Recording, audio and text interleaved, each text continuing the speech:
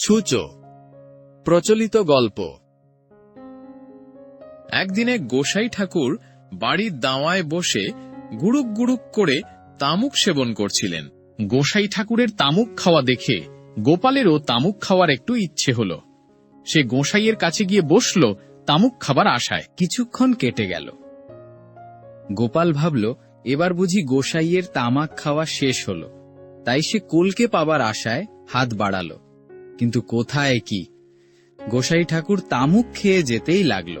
এদিকে গোপালও তামাক খাবার জন্যে বারবার হাত বাড়াতে লাগল। গোসাই তখন ঠাট্টা করে গোপালকে বলল, কি হলো গোপাল, বারবার বেড়ালের মতো নুলো বাড়াচ্ছ কেন? গোপাল সঙ্গে সঙ্গে উত্তর দিল, ইঁদুর মনে করে নুলো বাড়াচ্ছিলাম, কিন্তু এখন দেখছি ছুঁচো।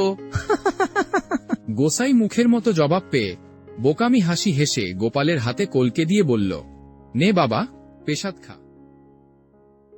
Thank you for listening to Gulpasip. If you enjoyed this story, don't forget to like, share, and subscribe to our channel for more tales every week. See you in the next story.